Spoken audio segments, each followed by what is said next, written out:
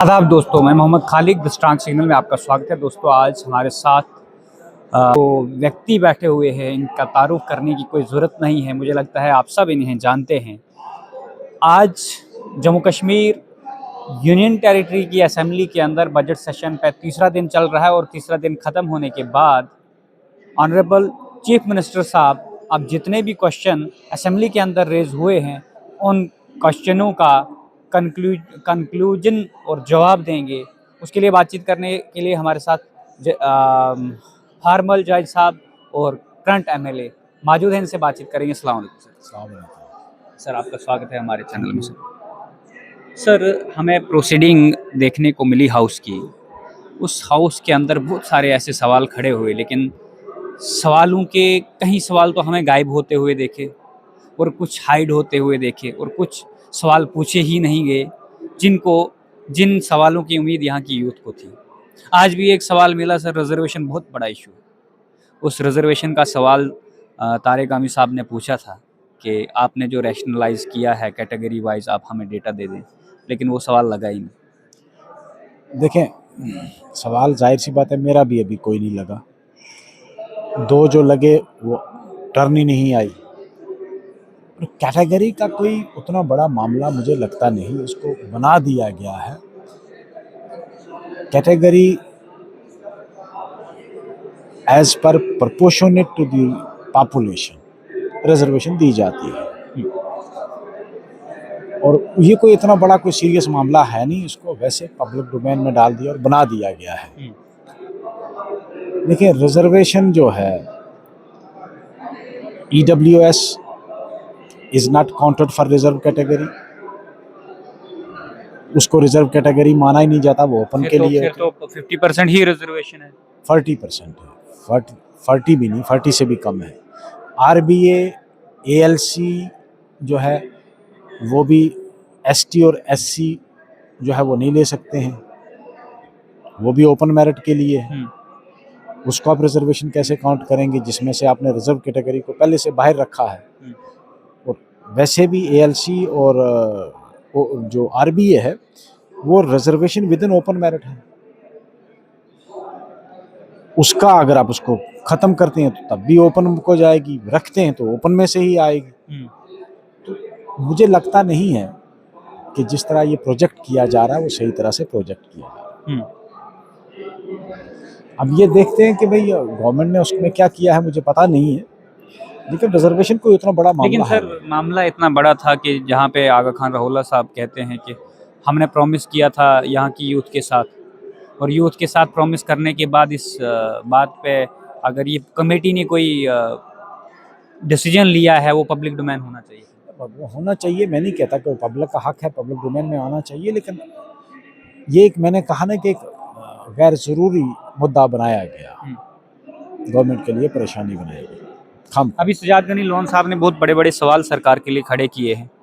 आपने तो सरकार को समर्थन दिया है, आप अगर सरकार का हिस्सा नहीं हैं, लेकिन उन्होंने सर, में मुख्तसर सा सवाल ये है कि उन्होंने सवाल ये खड़ा किया है कि जो आउटसोर्स जॉबें आउटसोर्स की जा रही हैं उसमें फिर कोई उद्योगपति आकर सब कंट्रैक्टर से सब कंट्रैक्टर, फिर उस लेवल पे उनको 10,000 की नौकरी या 7,000 की नौकरी मिलेगी, और जो पढ़ी लिखी यूथ है परमानेंट एम्प्लॉयमेंट के लिए कुछ भी जम्मू कश्मीर के अंदर इस बजट में नहीं। वो प्रोसेस जो है थ्रू आउट कंट्री हो रहा है, आउटसोर्स ही हो रहा है सब, इसमें कोई शक नहीं। लेकिन मैं खुद इसके ख़िलाफ़ हूँ। आउटसोर्सिंग जो है वो कोई अच्छा नहीं, क्योंकि हमारे पास यहाँ आउटसोर्सिंग के लिए आप आउटसोर्स करके तो वाकई जो बाहर के सरमायादार हैं वही फिर वो समझ लो कि बॉन्डेड लेबर करवा रहे हैं उनसे। आउटसोर्सिंग जो है वो कोई अच्छी बात नहीं है, मैं उसके खुद खिलाफ हूँ।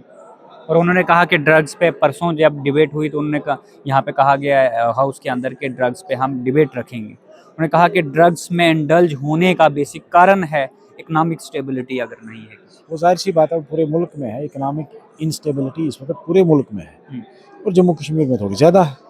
इसमें तो कोई शक नहीं है कि हर आदमी को आज अपने पेट के लाले पड़े, इसमें तो कोई दो राय नहीं।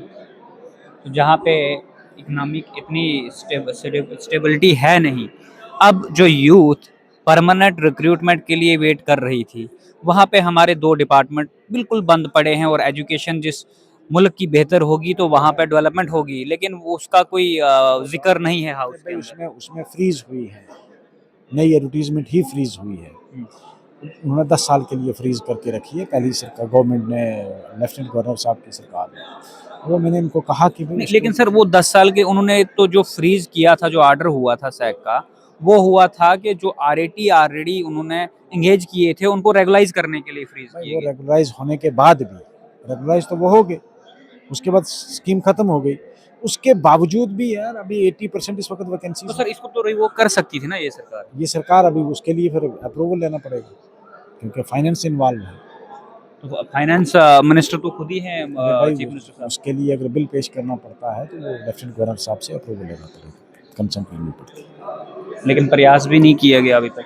प्रयास कर रही है सरकार, कह रही है कि हम उसमें कर रहे हैं, कुछ हद तक हम। दूसरा सर एक और है जो यूथ सर्विस एंड स्पोर्ट्स के अंदर भी पोस्टें सिमिलर वे से फ्रीज हुई हैं हाँ बिल्कुल फॉर हैं, द वो भी रहबरी खेल। बराबर खेल भी फ्रीज हुई हैं। बहुत सारे डिपार्टमेंट्स हैं यार, हेल्थ डिपार्टमेंट खाली अच्छा, पड़ा है वो कितने, वही सारे डिपार्टमेंट जितने भी सब डिपार्टमेंट है, डिपार्टमेंट लेकिन में यूथ के खाली। लिए क्या है सर, आप क्या। यूथ के लिए देखो, यूथ के लिए एम्प्लॉयमेंट यहाँ, वो तो यहाँ तो सिर्फ सरकारी नौकरी और तो कुछ है नहीं।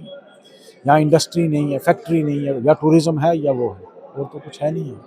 सरकारी नौकरी तो अभी रही नहीं कोई।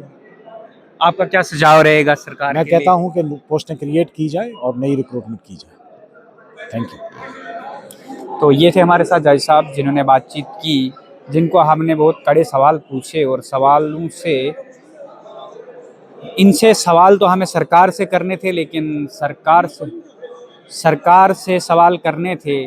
सरकार के जो कैबिनेट के मंत्री हैं वो तो हमसे बातचीत करने को तैयार नहीं हैं। अगर वो हमें से बातचीत करेंगे तो हम उनसे ज़रूर पूछेंगे कि आपके पास ऐसी क्या नीति है जिससे आप इन एजुकेटेड यूथ को स्ट्रीमलाइन करेंगे। लेकिन जहां हमने 3 दिन की प्रोसीडिंग के अंदर ये चीज़ देखी कि प्रोसीडिंग के अंदर जो असली सवाल, असली मुद्दे थे, उन मुद्दों पे कोई भी बातचीत नहीं की जा रही है। बातचीत हो रही है सिर्फ उन मुद्दों पे जो कोई मुद्दा है ही नहीं जम्मू कश्मीर के अंदर। और हाउस के अंदर जो प्रोसीडिंग चल रही है 3 दिन की, अब ये दोनों तरफ से जो अपोजिशन का रोल है वो ट्रांसपेरेंसी, क्रेडिबिलिटी, जो सरकार की क्रेडिबिलिटी, ट्रांसपेरेंसी है, उसको मेंटेन करने के लिए स्ट्रांग अपोजिशन करे। लेकिन वहीं पे अपोजिशन का भी वही रिलीजियस मुद्दों को ही हाईलाइट करने की कोशिश करते हैं हाउस के अंदर। अभी बातचीत करने के लिए हम आगे आपको मेंबरों के साथ मिलवाएंगे, आप तक ये डिटेल भी पहुंचाएंगे हाउस के अंदर कौन कौन से क्वेश्चन लिस्ट हुए, कितने क्वेश्चन पूछे गए और कौन से मुद्दों पे हाउस के अंदर बात हुई, किस किस व्यक्ति ने असली मुद्दों पे बात की। आप जुड़े रहिए द स्ट्रांग सिग्नल के साथ। धन्यवाद।